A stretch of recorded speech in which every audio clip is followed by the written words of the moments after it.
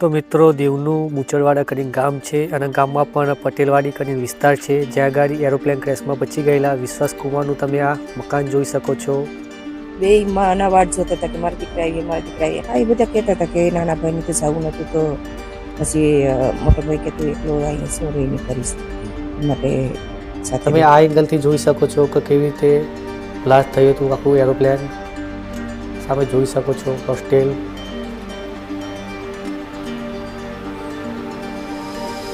આપણા સૌનું અનુમાન એક જ હશે કે વિશ્વાસભાઈ આવી રીતે બહાર નીકળ્યા હશે। વિશ્વાસ કુમારના 4 ભાઈ હતા, જેમાં વિશ્વાસભાઈ, અજયભાઈ, નયનભાઈ અને સનીભાઈ। એમાં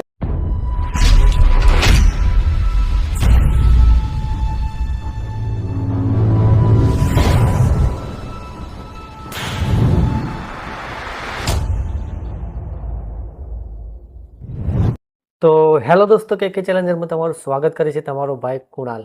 તો દોસ્તો, એક નવો વિડીયો લઈને ફરીથી તમારી પાસે હું પહોંચી ગયો છું। તો મિત્રો, આજનો વિડીયો બધા વિડીયો કરતાં કંઈક અલગ રહ્યો છે। મિત્રો, આપણે સૌને ખબર છે કે 5 મહિના પહેલાં અમદાવાદમાં દુઃખદ ઘટના બની હતી, એરોપ્લેન ક્રેશ થયું હતું।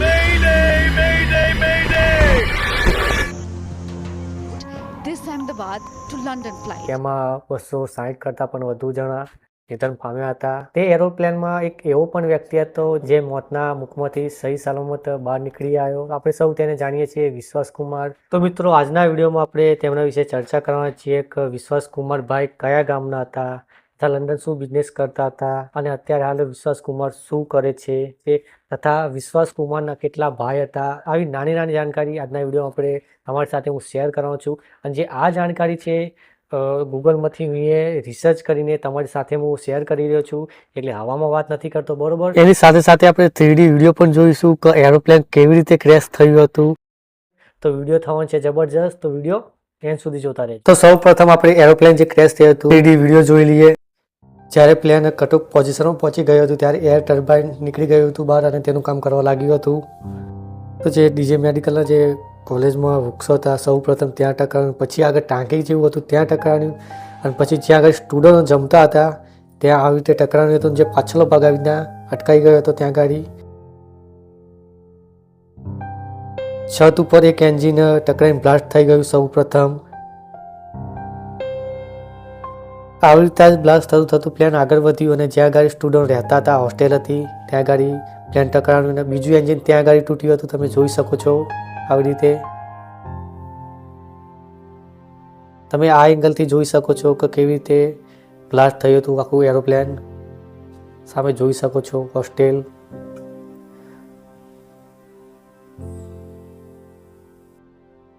એક નાનકડો વિચાર કરી જવો કે બધા ઉપર શું વીતી હશે તે સમયમાં।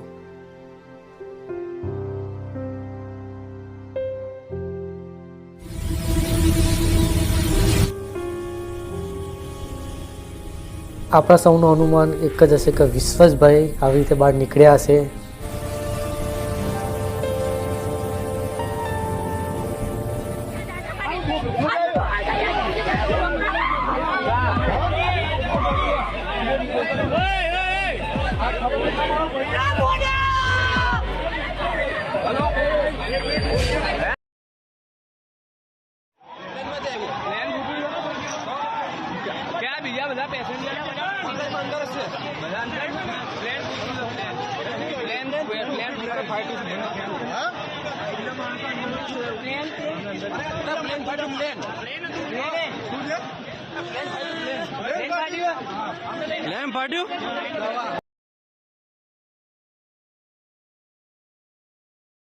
વિશ્વાસ કુમારનું પૂરું નામ જાણી લઈએ તો વિશ્વાસ કુમાર રમેશભાઈ ભાલૈયા। મિત્રો, વિશ્વાસ કુમારના 4 ભાઈ હતા, જેમાં વિશ્વાસભાઈ, અજયભાઈ, નયનભાઈ અને સનીભાઈ। એમાં 4 ભાઈઓમાંથી વિશ્વાસભાઈ અને અજયભાઈ પરિણીત છે।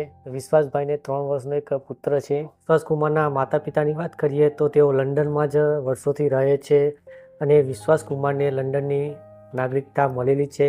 તો આ હતો ભાલૈયા પરિવારનો થોડો ઘણો પરિચય। હવે આપણે આગળ જાણીએ કે તેઓ લંડનમાં શું બિઝનેસ કરતા હતા વિશ્વાસ કુમાર અને અજયભાઈના પિતા રમેશભાઈ અને રમેશભાઈના પિતા બાવાભાઈ ભાલૈયા, જેઓ 25 થી 30 વર્ષ પહેલા લંડનમાં સ્થાયી થયા હતા અને ત્યાં આગળ કપડાનો વ્યવસાય કરતા હતા. મિત્રો, આ ઉપરાંત તેમના પરિવાર પાસે ભારતમાં કેટલી હોડીઓ પણ છે. તેમના પરિવારજન અને તેમના કુટુંબીજન માછલી પકડવાનો વ્યવસાય કરે છે. અને વિશ્વાસ કુમાર કેટલાક દિવસ લંડન ગુજારતા તો કેટલાક દિવસ આ ગામમાં વિતાવતા. આવી રીતે લંડનમાં તેઓ બિઝનેસ કરતા કપડાનો.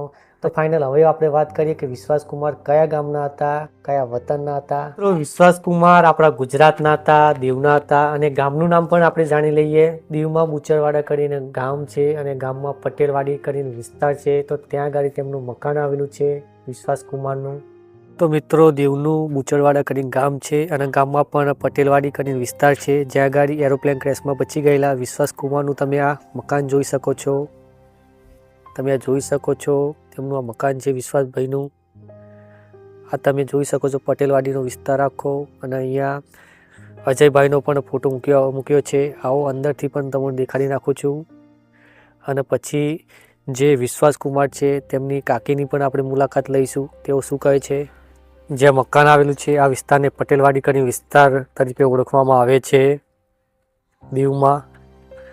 અને અહીંયા તમે ઘરની બહાર જોઈ શકો છો અજયભાઈનો ફોટો મૂક્યો છે. હા, એ બધા કહેતા હતા કે નાના ભાઈને તો જવું નતું, તો પછી મોટો ભાઈ કે તું એકલો અહીંયા શું રહી નહીં કરીશ, એ માટે સાથે બેને બે ભાઈ હોય. મા બાપ બે માના વાટ જોતા હતા કે મારી દીકરા ત્યાં જ વતનના મકાનમાં રહેતા. ત્યારબાદ તેઓ લંડન જતા રહેતા. મિત્રો, વિશ્વાસ કુમાર અજયભાઈ 6-7 મહિના અહીંયા દીવમાં ગુજારતા, તો 4 થી 5 મહિના લંડનમાં ગુજારતા. તો મિત્રો, હવે આપણે જાણીએ કે વિશ્વાસ કુમાર અત્યારે હાલ શું કરે છે અને તેમની પોઝિશન કેવી છે તે જાણીએ. વિશ્વાસ કુમાર આ ભયંકર સદમાંથી હજુ બહાર નીકળ્યા નથી. આપણે વચમાં એક ઇન્ટરવ્યૂ તેમનું આવ્યું હતું લેટેસ્ટ, તે આપણે સૌને જોયું હતું. એ ક્લિપ પણ તમારી સામે હું રજૂ કરું છું.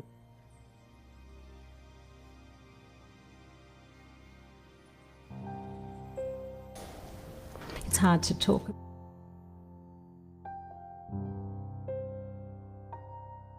What's with him?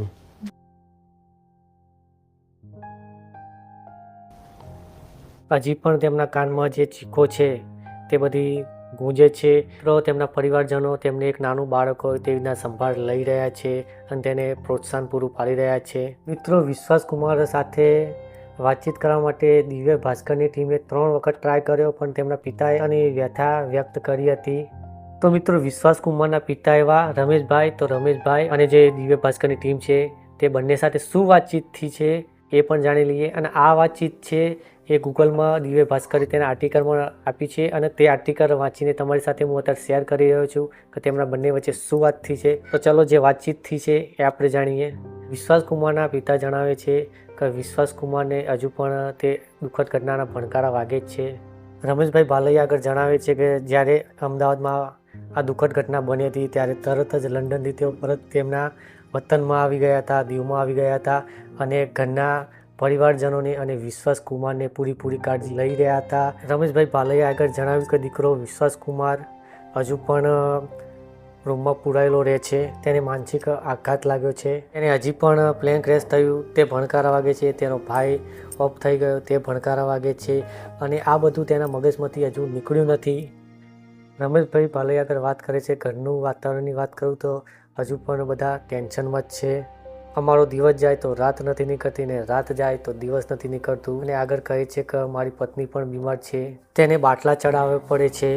પ્લેન ક્રેશમાં એક દીકરો ગયો અને બીજો દીકરાને ભણકારા વાગે છે. રમેશભાઈ કહે છે કે અમારી ઘરની પરિસ્થિતિ તમે સમજી જ શકો છો. રમેશભાઈ ભાલૈયાએ વધુમાં આગળ જણાવ્યું કે મારી ઘરની ફેમિલીની પરિસ્થિતિ કેવી છે એ મારું મન જ જાણે છે. હાલ આખા ઘરમાં હિંમત હું જ રાખી રહ્યો છું. પરિવારને માંડ સમજાવીને 2 ટાઈમ જમવા બેસાડું છું. આ રીતે તેમના દિવસો કટાવું છું. મિત્રો, રમેશભાઈ ભાલૈયાની દિવ્ય ભાસ્કરની ટીમ સાથે આવી રીતના વાતચીત થઈ. ભાસ્કરની ટીમે આગળ એ પણ જણાવ્યું ઘણી વખત કોલ કર્યા બાદ ફાઇનલ વિશ્વાસ કુમાર સાથે વાતચીત થઈ. વિશ્વાસ કુમારે ખાલી દિવ્ય ભાસ્કરની ટીમને એટલું જ જણાવ્યું હતું કે જ્યારે એરપોર્ટમાં હું ગયો હતો ત્યારે રૂપાણી સાહેબને હું એ જોયા હતા અને એ એરોપ્લેનમાં જે લોકો સફર કરવાવાળા હતા તે લોકોને હું એ જોયા હતા. ત્યારબાદ વિશ્વાસ કુમાર આગળ બોલી ના શક્યા. આ સિવાય કંઈ આગળ વાત કરવા વિશ્વાસ કુમાર નહોતા માગતા અને વિશ્વાસ કુમાર મીડિયાથી દૂર રહેવા માગે છે. તો મારા વાલા મિત્રો, એરોપ્લેન બ્લાસ્ટમાં બચી ગયેલા વિશ્વાસકુમાર વિશે જાણ્યું કે તેઓ કયા ગામના હતા, ક્યાંના હતા, તેઓ હાલ શું કરે છે તથા લંડનમાં શું બિઝનેસ કરવા જતા હતા તે વિડીયોમાં આપણે જાણ્યું. ઠીક છે, તો શું કરીએ, હું વિડીયો એન્ડ કરું છું. અને જો વિડીયો પસંદ આવ્યો થોડો બી તો વિડીયોને લાઇક કરજો, ચેનલને સબસ્ક્રાઈબ કરજો, એક સારી કમેન્ટ પણ કરજો. ઠીક છે, આવો જ વિડીયો કોઈ તમારે બીજા ટોપિક પર જોવા માગતા હોય તો કમેન્ટમાં જરૂર જણાવી નાખજો. તમારો ભાઈ વિડીયો લાવવાની કોશિશ જરૂર કરશે. ઠીક છે, તો ચલો નેક્સ્ટ વિડીયોમાં કોઈ નવા વિડીયો સાથે કોઈ નવા કોન્ટેન્ટ સાથે મળીએ. ત્યાં સુધી બાય, આવજો.